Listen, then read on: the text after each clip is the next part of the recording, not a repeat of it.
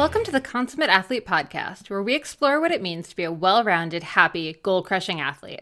Every week, myself, sports journalist Molly Herford, and cycling coach and kinesiologist Peter Glassford interview experts and chat through all of your training questions. We're excited to have you along for the ride. Hello. Welcome back to the Consummate Athlete Podcast. Peter, how's it going? It's going well. We had an exciting weekend out on the road doing two clinics, I guess. Cyclocross one and then one for young women with the Shredders. Yes, with Durham Shredders put on Shred Hers, sort of a girls and women's weekend. It was super fun. Really cool to see so many young girls out there. Obviously, Shred Girls works right in with that. So we were lucky they brought us out to help with some skills and for me to be able to chat with the girls and, yeah, just kind of have some fun. And it's always just really inspiring, I guess, to see what happens when you put a lot of little girls together on bikes.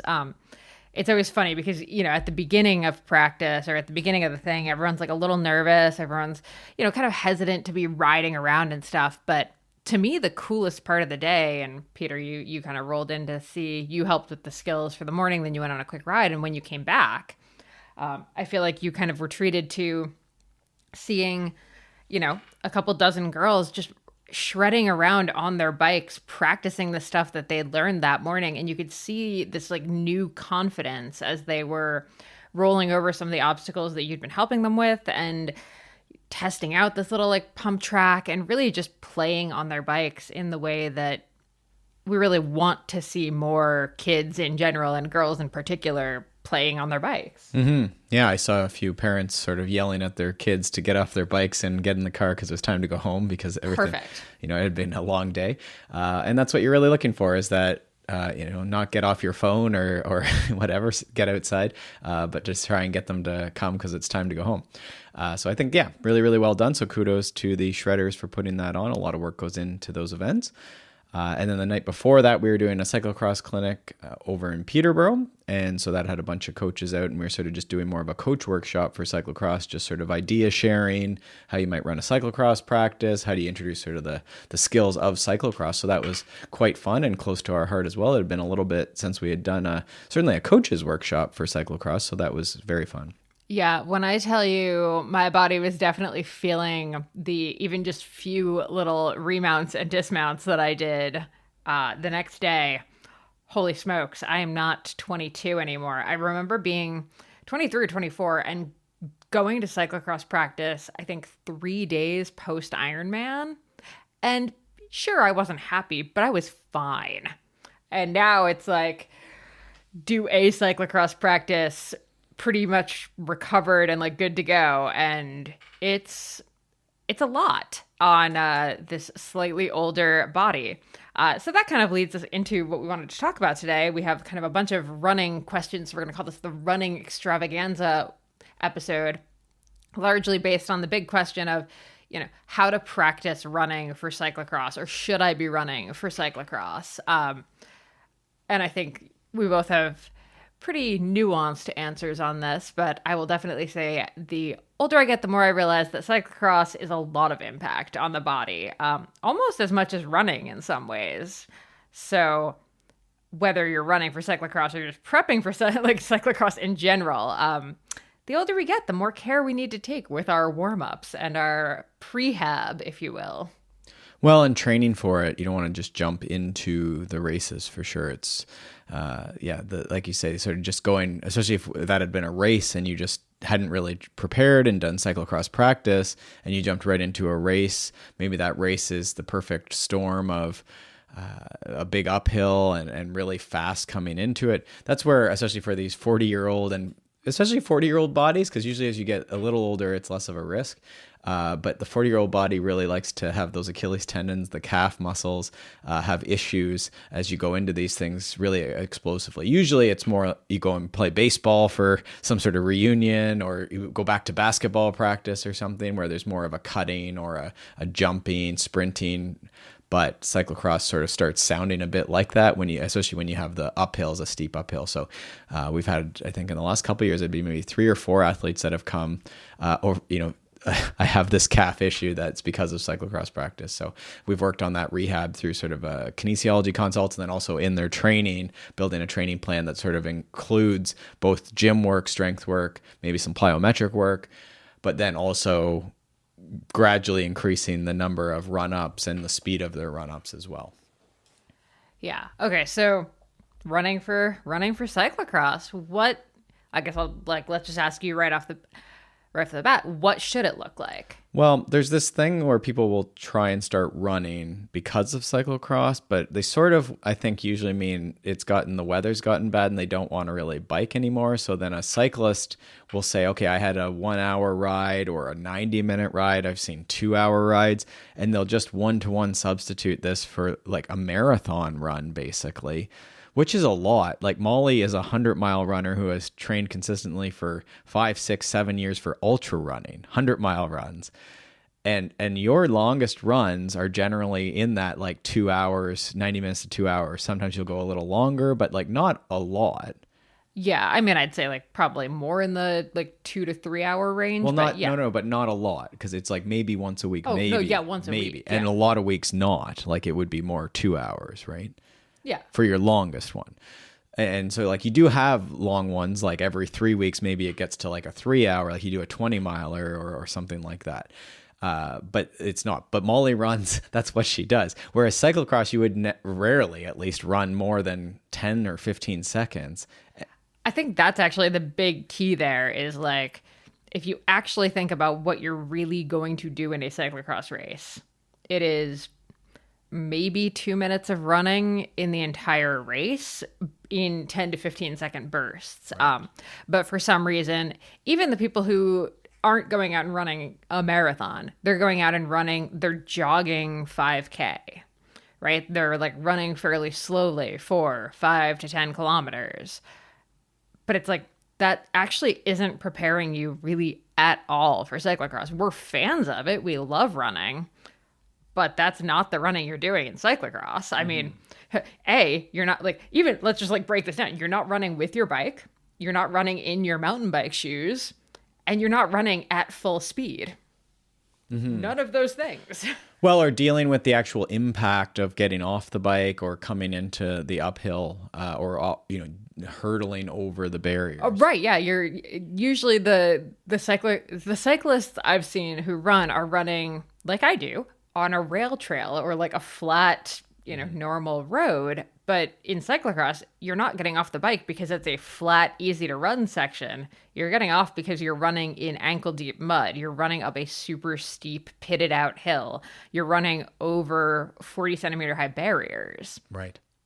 So, I mean, for both people, so say you do want to run over the winter, as we encourage lots of our athletes to do as part of your fitness routine, because we don't want you on the indoor trainer for your bike all the time. We don't like people to spend a lot of times indoors as much as we can avoid it. So we do try and cross train. So we would ease into it. But both people, I would say, we would start with a 10 or 20 minutes where maybe we run for 30 seconds. And then we walk vigorously. You can walk vigorously, or you could be even on a hike or something. For the cyclocross person especially, it's probably better to be even just walking around a park or, again, on a trail. And then if you found something that was a little more open, then you could run for 30 seconds or do the classic between the telephone poles, just a little burst where you practice your running form and don't stress about heart rate or even easy per se. But what we'd like to see is that you are running athletically. So this is more of you could call it a stride or something like that, where you are getting those knees up, because if you do start marathon running and controlling your heart rate, most people are going to end up shuffling, where there isn't a lot of knee flexion. The legs aren't really going through that same range of motion that we would expect when you're running really hard with cyclocross or like track running or something like that. So that's how we would usually start, as a run walk, which isn't revolutionary, but that's sort of how we would do. But it's one of those, it's not revolutionary, but no one does it. Right. It's very hard to do it. So for some of the cyclists who won't do it, I'll say, okay, well, what we'll do is we'll actually go by heart rate, and we'll say you run until your heart rate hits, say, 80% of max, and then you walk till it hits 60% of max. And then that way it's sort of like a bit of an endurance workout. You're on your 2 feet, but you're not hitting so many hard impacts. There's a little more variety. When you do run, it's a little more quality running versus, again, a shuffle. So that would be something that could be included because a lot of us are busy and we don't have all day to go out and do a cyclocross practice. But the heart of your preparation for cyclocross practice, if that's the way you're actually trying to get ready and you aren't so much trying to steer this towards your cross training for the winter, then we would say, well, then we're getting out into cross practice. And what you want to do is like we did with the coaches, we said, all this stuff, whenever it looked like running or dismounting, we're thinking 5 out of 10 effort. We're not doing this at full race speed, full intensity. We're taking recoveries between, and we're almost walking off the bike. So when we get on and off the bike, we're at walking speed. When we come into the uphill, it's more of a hike-a-bike than a run-up. And then that way the tissue is getting exposed to that. And I would say get through the first session, see how the body takes it. And then the next session, you could do more of a progressive thing. So we still warm up that way. Then maybe the second lap, you add a tiny bit more speed and then a bit more speed. And then that way we're getting the practice with the technical bit of getting on and off your bike, which most people really struggle with. But we're also then exposing those calves, those ankles, the rest of the body to the speed and the intensity and the impacts that we're going to deal with.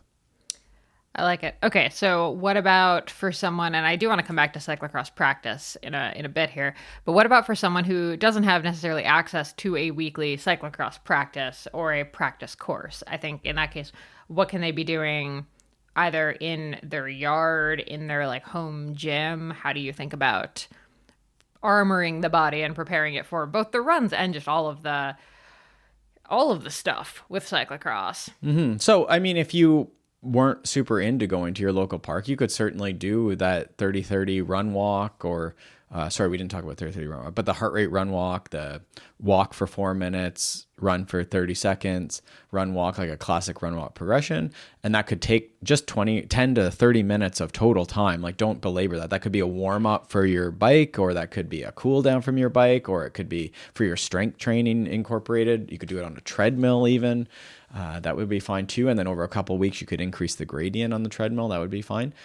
A lot of people will just go to the park and make their own imaginary course. Sometimes some people will drop down cones, but a lot of people, since it's just you, there's no rules. You just sort of know you're going to keep going up this course. And if you do, I was showing the coaches at this thing that a lot of times we don't need to set up a whole course. We can just all ride it together. And then if you have a group of people, you wear in a line into grass really quickly. That's why it's hard to keep cyclocross races going, is because it does wear the grass really quickly. And once you have hundreds of people, it goes down to dirt. But you'll get a nice imprint if we all ride the same course a few times. And sure, people will miss the odd corner, but it'll be fine. And then sometimes what I'll do is I'll lay down a couple extra cones if it isn't like, okay, someone's definitely going to get quote unquote lost here. We'll throw down a couple extra cones or flags, or put a backpack here just to remind you that you need to turn left at the backpack or something like that. But yeah, that's how a lot of people would practice. I used to do this around my parents' house, I remember years and years ago, and I would just try and wear down the grass around the house. And I had 2 barriers that I would dismount for, and then I'd go up the hill and around these trees and around the shed and through the garden, and just sort of make it. Sure, your mother loved that. Yeah, I don't know. It's winter, right? The nice thing about Canada is I don't think we care about grass as much as maybe some places, because the winter comes from. Yeah, certainly not after like October for sure. Right. Yeah. So that would be 2 ideas there, is that you sort of can have your bike and your run training and sort of separate them, or you could just go and do a bit of cross practice as well. And you could always ride to the park as part of your workout and then ride home, and that would get endurance, or you could do intervals on the way or something too if you like. Most people doing cyclocross in a park is pretty vigorous though, so try and encourage that. Let that be your fall interval training, and let it be specific, because that's the other next step to this. Is once you've said, okay, my calves are good, I've done this hike-a-bike stuff, I've done a couple workouts, I've survived, it's usually those first or 2 impacts that people screw up, right? It's like the first cross practice, I blew my Achilles tendon, or I was sore for 7 weeks afterwards. So once you get through a few, you can usually sort of jump into it. But then where was I going from there? I guess from there, the bike and then gym stuff. Did you want to talk about, or where? I do, but I also, as we're talking about the practice in the park and stuff, one thing we kind of often bring up, we mentioned it with the coaches yesterday or on Friday when we were there, is the idea that yes, running matters. Yes, remounts, dismounts matter. Like, they're kind of like the sexy cyclocross stuff, but the reality is, a cyclocross course has way more corners than they have any kind of getting off the bike sort of stuff anymore. So really, if you're going to practice one cyclocross skill, it's actually not running, it's not remounting, it's not dismounting, it's cornering, because that's where you're losing, if you lose 2 seconds a corner, you've lost well over 2 minutes a lap, right? Like how many corners would be on a course, right? It's 50 to 100 in just one lap. Like that's a lot of time. And you might see someone, this is where you could do a gaps analysis or a limiter analysis with an athlete and be like, well, are you getting blown off the back on the start? Is it like climbing on the course where you're on your bike and you're getting dropped? Or is it actually just people are riding away in the corners? Or is it actually like through the barriers, you got dropped in the barriers or the run up? So you could sort of look at, and I wouldn't take just one time. There should be a pattern of this, that yes, you are fit enough, but every time there's a corner, you're losing 4 bike lengths and it's visible. And I would say this is me, right? Like I only have come to this because I am very aware that this is the mistake that I made in my like non-illustrious cyclocross career. I was so focused on the dismounts and the remounts. And to me, when I came into cyclocross, cycling in general is still very foreign to me. That cyclocross was kind of the first real bike racing that I did. So I think I just had so much to learn. And for most new to cyclocross people, the idea of remounting and dismounting is terrifying. If you're not a runner, the idea of running is really difficult. So you tend to prioritize those.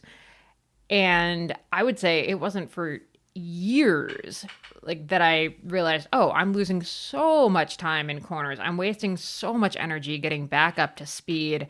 I sincerely think that's why I don't shift gears and why I like mash gears so much, is because I suck at corners so bad that like every time I come out, I need to be mashing to get back up to the group or to whoever I'm chasing. That's neither here nor there. All that to say, practice your cyclocross corners. They're also very different than road or mountain bike corners. They're kind of like a blend of road and mountain bike corners in terms of what the bike is capable of doing, right? Yeah, and that is the trouble with cyclocross, is you might be okay at road cornering, or you might be okay at mountain bike cornering, but you now have a bike that's not great at anything, and the surfaces can be quite varied, ranging from everything basically. Well, and so many times it's not just that the surface is varied, it's varied in the corner, right? Like so many corners are going to be asphalt to grass, or grass to asphalt, or grass to gravel, or grass to mud, right? So you're not just navigating different types of terrain, you're navigating different types of terrain literally as you're doing the hardest part of the corner. So I think practicing that, because I think the other mistake people make is they also practice on just grass for corners. That's the easiest thing to do in the park, is practice on the grass. But I think we need to vary our corners too. And I think that's where the real money is. That's where the real improvements are. Well, and you said, what is cross practice? I would say a lot of the practice I do is loops around town where, I go through parks, but I don't necessarily stay in the park very long, especially if you know your town. You can sort of find the good bits in different parks, and maybe you do a lap or two in the really good, there's a sand pit or something you want to do a couple extra times, or a run up you do a couple times, or whatever. But yeah, you try and find like a little bit of forest trail, a little bit of places where you have to hop over something like a log hop or a bunny hop. That's a great sort of mixed terrain ride, but very technical as well. You can make it as technical as you want because you can hunt out different things. There could be stair sets in there as well. So I think the only other thing that we try and include is like some sort of jumping and some sort of strength training that does include some work for the calves. So it could be calf raises, but it could be other exercises as well. Something that's going to strengthen that lower leg and the foot, especially if someone does have a history. We don't belabor it if someone doesn't have an issue with that stuff. They do enough things, including the specific sport, the cyclocross. But if you are someone who's had a bit of trouble with ankles, calves, lower leg, then you may want to include that more specifically. And that could be something you do every morning in the way that Molly does her yoga. It could just be some calf raises and some little pogo hops or something as you're making your coffee. I do a bit of that just while I'm walking the dog even. But again, it would have to become more and more structured or serious the more serious your injury or past injury history might be.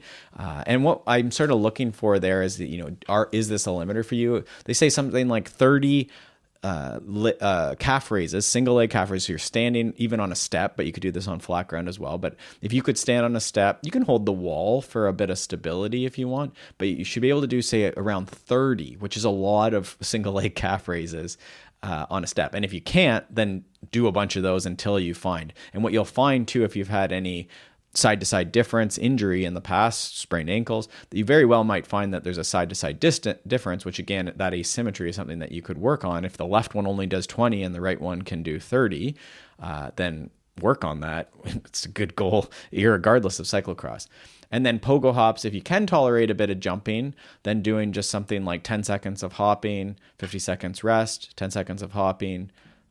And that's very well supported for bone health. I think it does help with keeping a bit of jumping in as long as we can and as long as that's tolerated. So if you can absorb something like that, like 10 seconds of hopping times 5, so 5 minutes, you're walking the dog.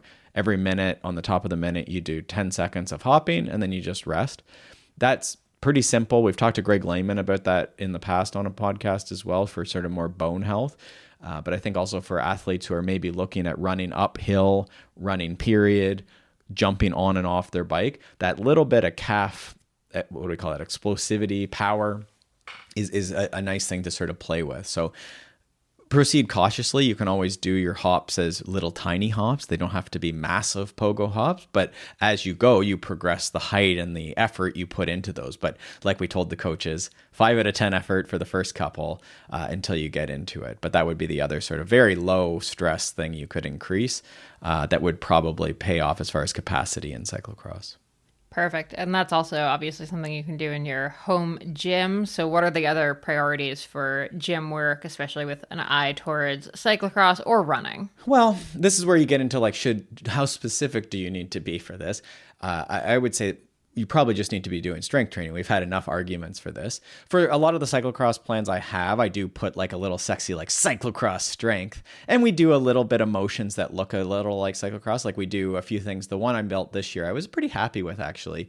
A couple of hopping things where you're sort of going side to side. And so the one is you have one foot on a box and your other foot is on the ground. So say left foot on the ground, right foot on a box, and you sort of jump over the box and then switch your feet. So your right foot's on the right side of the box and your left foot's on the box.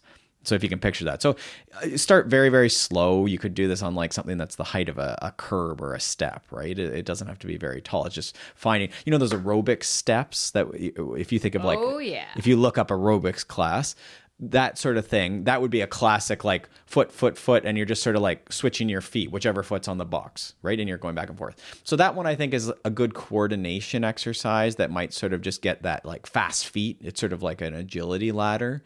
So we have that one. And then you could use that same thing, maybe a little higher or an exercise bench. And we're sort of keeping our hands on the bench and jumping our feet from either side. And that to me is like very cyclocrossy, where you're sort of lifting your weight a little bit with your arms, because a lot of people don't end up using their arms as much as you can to just sort of move yourself onto your seat. It's all jump from your feet, land on your crotch. Whereas we want to sort of just slide onto the seat with a little bit of calf jump, just a tiny bit, but you forget that you have this like push-up position that your arms and your torso can support and set you on the seat gently, even at speed, at high intensity. You don't need a lot of impact. So I like that sort of side-to-side bench hop. There's probably a better name for that, but you bend over, you put your hands on a bench, and then you jump your feet from the left to the right side of the bench. So we have that one in there. And then otherwise, it's classic step-ups, side step-ups, a side lunge. So anything that's moving a cyclist side to side tends to be good, especially for cyclocross where there is a bit more jumping on and off to the side. And you said cornering. So there's things that aren't so straight line, like a time trialist cyclist only needs to like basically bend forward and then pedal forward. Cyclocross athletes jumping sort of over onto their bike, they're leaning in corners, they're maybe getting their foot out for an outrigger in a corner, putting their foot out to just swing their leg over their saddle. So you're getting a lot of this like groin, inner thigh that might be very tight muscles.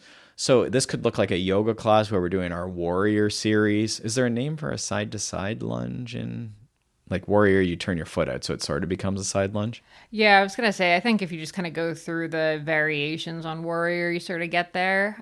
Wide forward fold would be the other one. Yeah, that's a great one. Yeah. Yeah, I mean, really, just kind of any of those like lunges, warriors, forward fold, like any of that kind of stuff where you are in that more like wide leg stance, for sure important. Any kind of mobility you're doing in your hips is going to come in handy for cyclocross. The other thing I was thinking about for strength is also I'm actually a big fan of the upper body, especially for women doing cyclocross, or frankly, smaller men.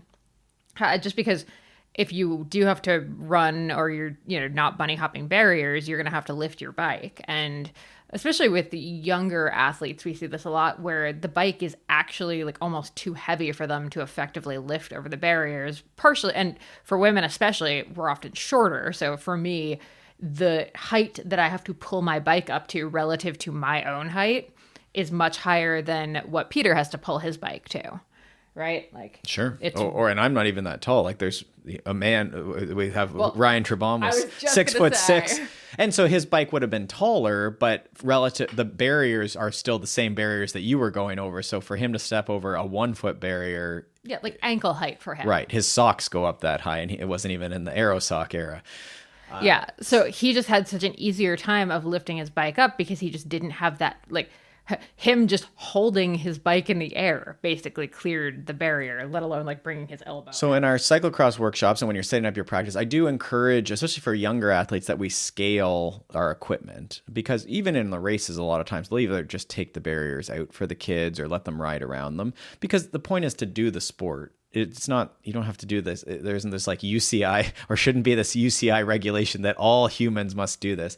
So with even our development athletes, I will often just use a board laying on the ground, a 2x4, a pool noodle, because I'm more interested in the getting on and off, the running, a little bit of lifting, and more the timing than that we're getting the height, because so much of the height is, are you old enough that you've developed the strength? If you're 10 years old, it's just asking a lot. And as Molly said, there is just the strict height deficit, which at some point you may have to overcome if you're 5'4" and you're a pro cyclist. There's lots of people that fit that description and figure it out, right? For sure, yeah. So that's why, especially for the older athletes, I include myself in this. If I am racing cyclocross in the gym, I'm actually thinking about doing rows and overhead presses, kind of almost specifically keeping in mind the like feeling of lifting my bike up. I remember back when I was first in cyclocross, first racing, I actually did it with my bike. Mm-hmm. Like I would just have the bike in the house and I would do both sides, because you don't really want your right arm to be super buff and your left arm to just be a noodle. But I would literally do this, like do from ground up to my shoulder, like 10 times each day, the same way I do my morning core now. Or I would just do 10 kind of like almost pulling the bike up, basically like a dumbbell row, but with the bike. And it was so helpful to me back then, because it really did kind of grease that groove, that motion. I think it saved my shoulders. I think it saved my chest from like pulling anything. Well, in any cyclist, like any person, a pulling motion is going to be we don't do it, right? That's why we're all hunched over our computers and our bikes and our cell phones. So that pulling the body back up into a straight line is generally very good for posture, headaches, back pain, shoulder pain, which is, most of us have all of those things pretty much. Check. So you want to do it. But I think, even with kids, I would be completely fine. Molly's bike rows are probably the funnest. But like it would have been a great thing for us to put in. We'll have to put that into our notes for our cyclocross practices. You just finish every practice with 20 bike rows each arm or something, and just give them that extra burn to finish the workout. And then that way when they go to the race, their bike is not as relative to we're working on improving their capacity to do the sport. They might still not be able to lift their bike because of coordination or power, but that capacity is a piece, right? If you don't have a capacity, you might not be able to do the skill. So sometimes even when we're talking about jumping or bunny hopping, I'll make someone jump on the ground and you'll realize, oh, you don't jump because this person might be older and have knee pain or hip pain in the past. And then you realize, oh, okay, so we're trying to do something on a moving bicycle that maybe they don't necessarily have the capacity to apply pressure to the ground anymore, or at this time, at least. It could be developed, but that would be something to look at. So with a small kid, it's like, well, can you lift the equivalent weight of your bike? And it's, oh no. So then how are you going to do this while you're running with one arm? So we have to figure that out. So some of the kids end up just developing two underarm sort of, they grip underhanded, almost like you do a bicep curl, and they just lift the bike in front of them and they step over and they carry on and they figure that out for that year, right? And then the next year is different. So, yeah. Yes. Perfect. Okay. And then as far as cyclocross practice goes, or running practice, actually, let's talk warm up and cool down. So what are you thinking about when you're, let's say, under 5 minutes to get out the door to run or to get started in a cyclocross practice? What would you do for a warm up? So it's weird. I think people expect that I'm like really big into mobility and the prehab and the activation. And I would say I'm actually like really pessimistic on it. There was a Pogača video this year that went pretty viral, right? That he was doing band exercises. He was 100% just screwing with it. It was, I think, a joke. Yeah. Because he was in his clipless shoes and they were doing like all these somewhat sexual clamshell exercises. Although that's it. If you ever want to do fantastic at a cyclocross race or a running race, or just have some fun with people, do the dumbest movements that you can possibly think of while other people are around, and just watch the wave of people that start doing that movement, because it's like lemmings. It's hilarious. So if you warm up or you have exercises you like to do or a physiotherapy tool that you do, you should definitely do that. Like whatever, this is part of the pre-performance routine. Whatever you need to perform is great. There's no downside. So just because I don't do it or don't just stock recommend what you're doing, it's still a great thing. I think whatever is part of your routine is fantastic. You might have a banana before you ride, or you might have a gel or whatever, right? Like you have the things you do. You might have coffee or not have coffee. So this pre-performance routine is great.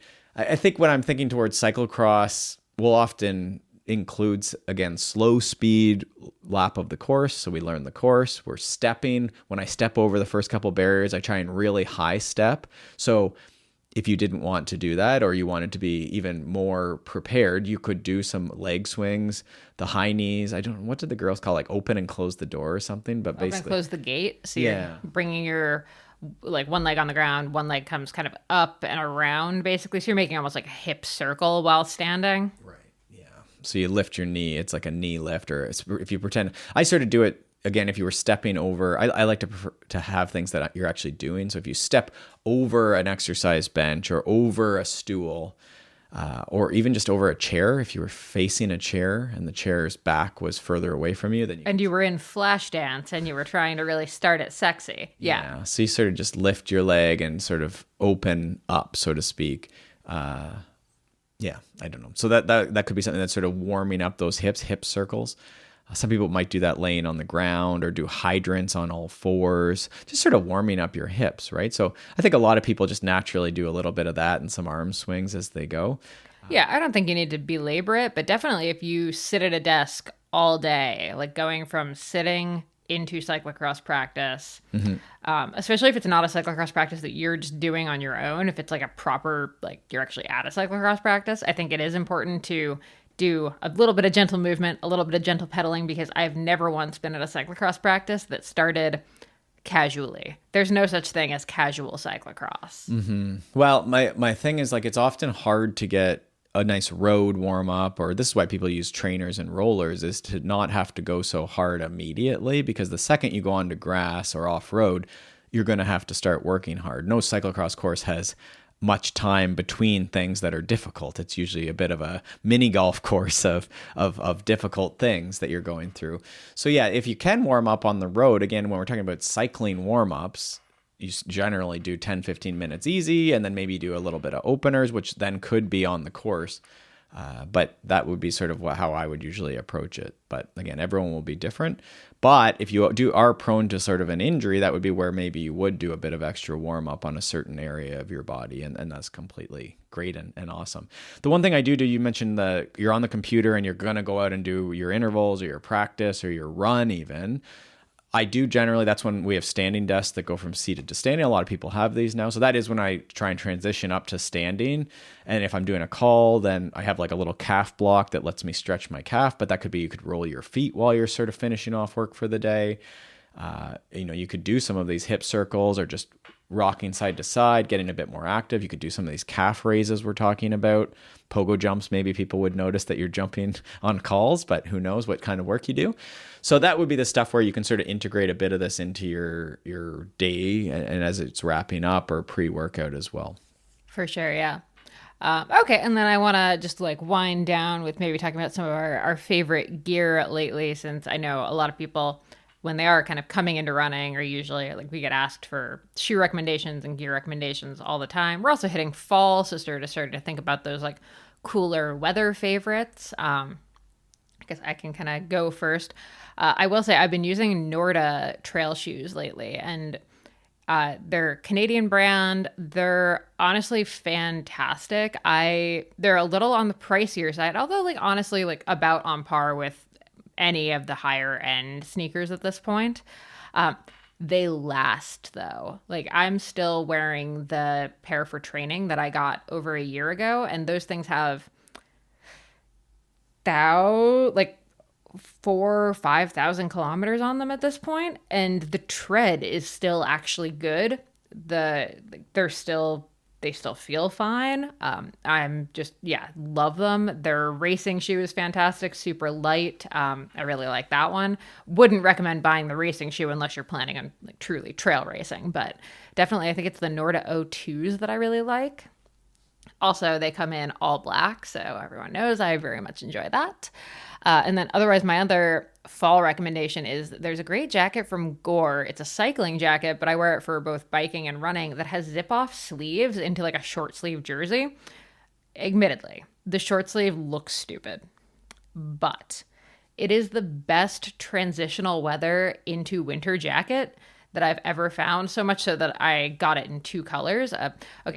I got sent it in an ugly color to try. And then I actually paid for it full price in the black because I like it so much that I wanted to have it in a color that I really liked. And yeah, that thing, I use it all year for running, riding, skiing, everything. And it's been absolutely fantastic. So we'll include links to those in the show notes. Glassford, do you have any recommendations? We've been using a lot of Hoka's, which isn't a revolutionary thing for shoes, but those, if people are looking at shoes, Hoka is sort of like the big name. They put a lot of money into sporting races as well, but their Speed Goat, I think, is sort of like the stock shoe a lot of people get, and it's, I would say, a mid-range as far as price. No running shoe is cheap anymore, but that's sort of similar to everything sport-based, I guess. They do last fairly well. I don't know if there's other, like we used to use a lot of Nike stuff, and their stuff is still, I think, okay. I'm trying to remember the name of any of the shoes. The Nike Terra Kiger is probably if I had to go like a list, I'd go the Norda O2s, the Hoka Speed Goat, and then the Terra Kiger from Nike. Right. Are sort of my 3 go-tos for trail running. I will say they run out, like they definitely wear out a lot faster. Which do? The Nike Terra Kigers. Okay. Not so much the foam is okay. It's the tread wears out really quick, especially if you're. So every time I say the tread doesn't wear out, I really mean it, because I run on the road. I run on like the gravel path. I run on the trail. Like I do not treat these shoes kindly. So other people might love the Terra Kiger and say they last really long because they only use them on the trails with the intended usage. I run them everywhere. So. Well, and for a cyclist who maybe is just doing a little bit of running, they could last great too. And I guess the other thing we should be careful with is like people may want like more road shoes. I don't know if we have great recommendations, do we?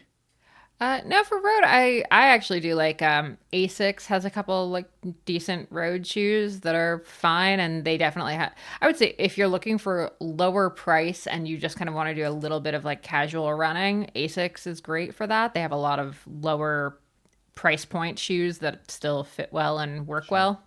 And I know a lot of run shops will at least let you like run around the store or run on a treadmill. So I think similar to saddles with cycling, where you might be able to get like a bit of a demo or try it out in some way. I know Solomon does a fair bit of shoe demos, and probably lots of the brands do shoe demos. So if you hunt around for shoe demo in your area, you might find some at a race or an expo, or just at like a center, like an off-road center.